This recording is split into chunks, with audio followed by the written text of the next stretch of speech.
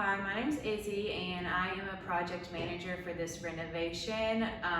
This is a condo unit in a building in downtown Austin, so we are about 95% complete here. But what I wanted to show you today is a cabinetry technique that we use most often when homeowners want to have like a really clean, modern, less is more look.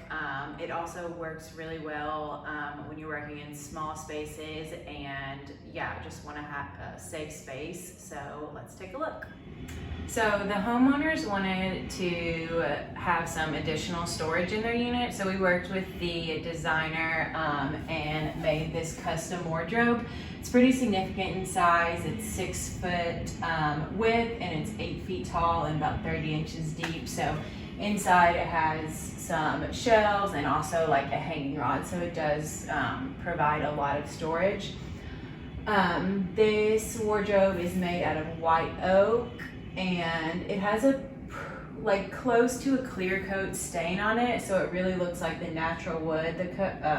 The stain has like a little bit of a gray hint just to cover up any like orange that naturally comes through. And so the homeowners loved these 8-foot doors and just how it looked with like the grain, the vertical grain like running from the top to the bottom. And they really wanted like the grain to be kind of like the star of the show in this wardrobe, so they didn't want to interrupt that with like a handle.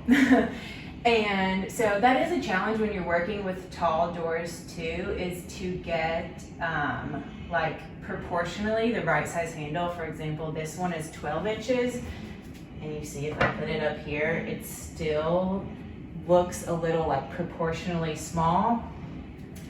But if you added like 4 large handles here, it would really detract from just like the natural grain and the cleanness of this cabinet. So we suggested doing integrated pulls instead, which I will show you what those are.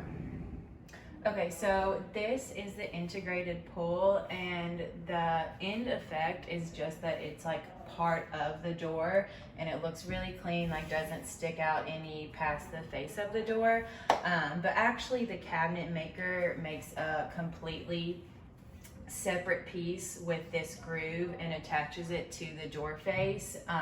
But you can hardly tell, the grain goes together and it almost just looks like it's fully part of the door face. So this is a little bit more labor for the cabinet maker, so it is a little bit more costly, but if you're looking for that like perfectly clean look, then I think the end result is definitely worth it. And there are a lot of different ways you can do integrated pulls. So for this piece, we chose to have this integrated pull go all the way from the top to the bottom and to do it vertically. But if you have drawers, you can do like an integrated pull all the way across the top, and they're just like a lot of different like really modern ways to not have a handle and have a way to open your door.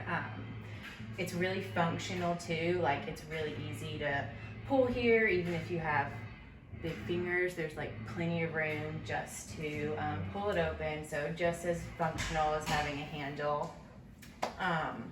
And then I was saying this is also a good option if you're working within a small space, because a door handle, you know, will come out like an inch and a half, and we've all walked past the cabinet and like hit our arm or leg on like a handle that's popping out. So if you just have a small space to work in, this does like hold your cabinets back a little further.